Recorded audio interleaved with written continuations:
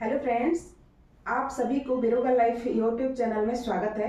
आज मैं आप लोगों को बताने जा रही हूँ कि कोल्ड, कफ, जुकाम इस तरीके से चीज़ों से बचने के लिए हमें किस फूड को लेना चाहिए और कौन सी फूड को हमें अवॉइड करना चाहिए। जैसे अभी सीजन चेंज हो रहा है, ठंड से हम गर्म मौसम की ओर आ रहे हैं, तो इसी समय सभी को किसी भी प्रकार की फ्लू होता है या कोल्ड जुकाम बुखार होता है, तो उससे बचने के लिए हम कुछ चीज़ों की परहेज करना चाहिए। जैसे आपको खाने में ठंडी चीज़ें जैसे दही हो गया, दही को अवॉइड करना चाहिए। अगर आपको कोल्ड जुकाम लग गया है, फीवर हो गया है, तो आपको बनाना नहीं लेना है।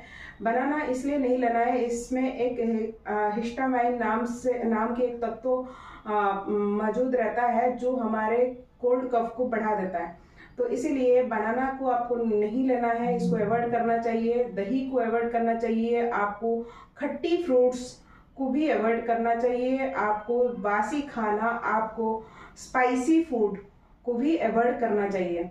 और जब भी आपको कोल्ड जुकाम बुखार लग जाता है, तो इसको आपको ठीक करने के लिए गुनगुना पानी की सेवन करना चाहिए। अगर आप घर में रेस्ट कर रहे हैं, तो आप उसी समय डेली, जब तक आपको फ्लू लगा हुआ है तब तक आप गार्लिक ले सकते हैं।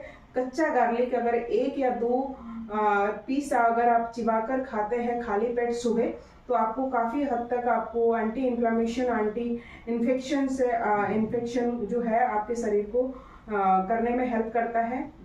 साथ ही साथ आप जो है जिंजर की रस के साथ हनी की कंबाइन करके 1 चम्मच जिंजर की रस के साथ या जिंजर की पेस्ट के साथ हनी मिक्स करके ले सकते हैं।